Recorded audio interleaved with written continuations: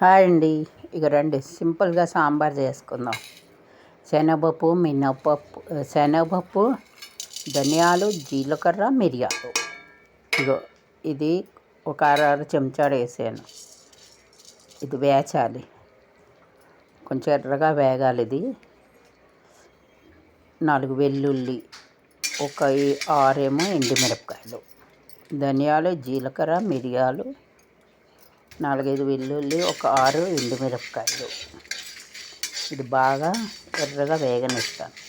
కొబ్బరి ముక్కలు కూడా తరిగి ఉంచాను, కొంచెం కొబ్బరి, అవి కూడా వేసి ముద్ద నూరాలి వేచి. ఇగో కొబ్బరి ముక్కలు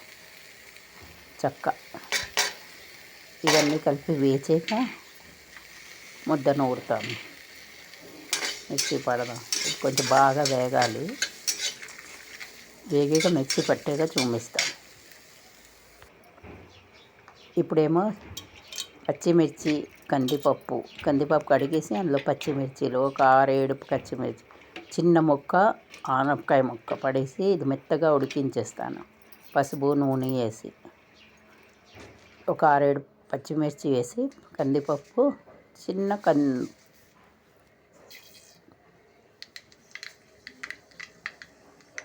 ఆనపకాయ ముక్క పడేసాను. ఇప్పుడు ఇందులో పోపుకి జీలకర్ర,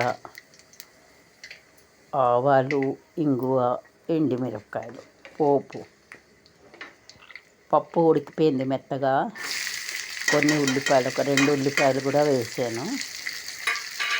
బాగా వేపుతాము. ఇది ఎర్రగా వేసాక ఆ ముద్ద నూరి ఉంచాను కదా, శనగపప్పు, మిరియాలు, జీలకర్ర, అవి ఇది బాగా వేగాక ఆ ముద్ద ఇందులో వేసి వేచేయాలి.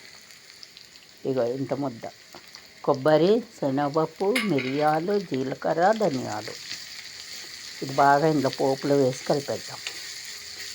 కొంచెం అది వేసిందే కొంచెం ఇందులో కలిపేద్దాం.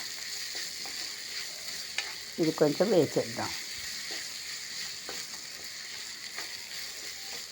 ఇగో ఇది బాగా వేగాక చింతపండు, ఒక నిమ్మకాయ సైజు చింతపండు మగ్గు తీసి ఉంచాను.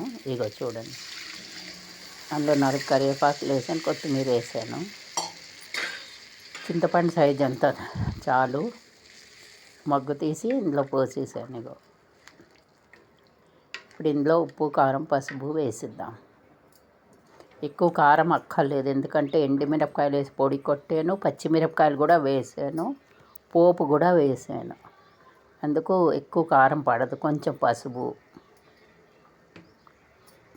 సరిపడా ఉప్పు, ఇగో చూడండి, సరిపోతే చూసుకొని వేసుకోండి.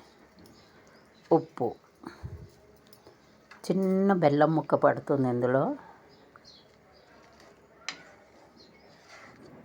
చూసారు కదా. ఇది బాగా మరగాలి. ఇప్పుడు పప్పు మెత్తగా, ఇగో చిన్న బెల్లం ముక్క వేసి పప్పు మెత్తగా ఉడికించి ఉంచాను. ఆనపకాయ, పచ్చిమిర్చి,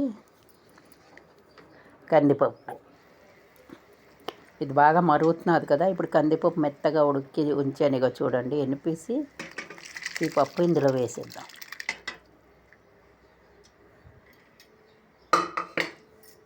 వేసేసి ఇది బాగా మరగనిద్దాం.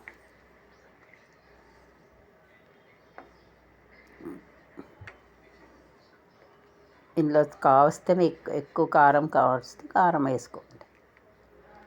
నాకు కారం సరిపోతుంది. ఇప్పుడు ఇది బాగా మరగనిద్దాం. ఇక మరుగుతున్నది చూడండి. లైక్, సబ్స్క్రైబ్ తప్పకుండా చేయండి. చూసారు కదా సాంబార్. మీరు ఏమైనా ముక్కలు వేసుకోవచ్చు ఇందులో. నేను ఉట్టి ఆనపకాయ ముక్కలు వేసాను. సింపుల్గా ఏవి లేకపోయినా చేసుకోవచ్చు ఇలా సింపుల్గా. చూసారు కదా.